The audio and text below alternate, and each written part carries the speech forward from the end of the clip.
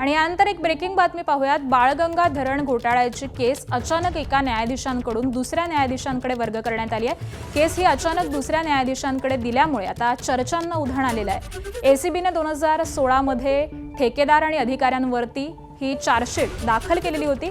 डिसेंबर 2025 मध्ये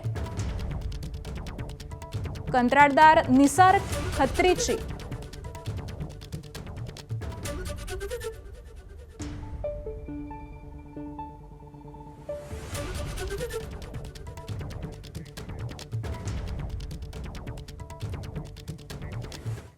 आणि यानंतर पुढची बातमी पाहूयात। जगप्रसिद्ध लोणार सरोवरातील वाढत्या जलपातळीची उच्च न्यायालयाकडून दखल घेण्यात आलेली आहे। काही महिन्यांपासून सातत्याने लोणार सरोवरातील जल हे वाढत चाललेलं आहे। लोणार सरोवरातील जल पातळी ही वाढल्यामुळे आणि पाण्याचे गुणधर्म हे बदलल्यामुळे जैवविविधतेला यामुळे धोका निर्माण झालाय। जगप्रसिद्ध लोणार सरोवराची पाण्याची पातळी ही गेल्या सप्टेंबर महिन्यापासून सातत्याने वाढत असून ही पातळी आता रेकॉर्ड ब्रेक स्तरावरती पोहोचलेली आहे। एबीपी माझाने याविषयी रियालिटी चेक करून सातत्याने पाठपुरावा केल्यानंतर आता उच्च न्यायालयाकडून याची दखल ही घेण्यात आलेली आहे।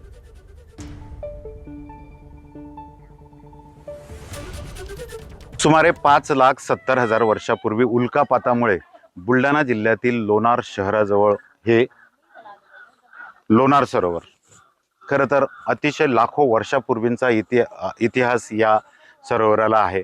यात जे पाणी आहे ते खरं तर खारं पाणी आहे आणि यात कुठलीही सजीव सृष्टी जगू शकत नाही असा या पाण्याचा गुणधर्म आहे। मात्र यंदा या सरोवराच्या पाण्यात मासे आढळल्याने मोठी खळबळ उडाली आहे आणि या सरोवराचं खरं तर जैवविविधता ही धोक्यात आल्याचं बोललं जात आहे। मोठ्या प्रमाणात या खाऱ्या पाण्यात आता या मासे आढळल्याने चर्चांना आता सुरुवात झालेली आहे आणि या पाण्यात जीवसृष्टी निर्माण झाल्याचं बोललं जात आहे। खरं तरी भविष्य काळात काहींचं म्हणणं आहे धोक्याची घंटा आहे, मात्र प्रशासनाने यावर अद्यापही कुठलंही स्पष्टीकरण दिलेलं नाही। खरं तर या लोणार सरोवराला लाखो वर्षांचा इतिहास आहे आणि हा इतिहास जपणं हे सरकार आणि पुरातत्व विभागाचं काम आहे।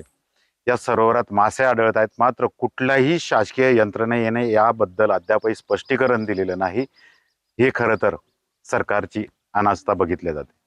कॅमेरामन शांतारामसह doctor Sanjay Mahajan, ABP Majha, Lonar, Buldhana. ABP माझा, उघडा डोळे बघा नीट।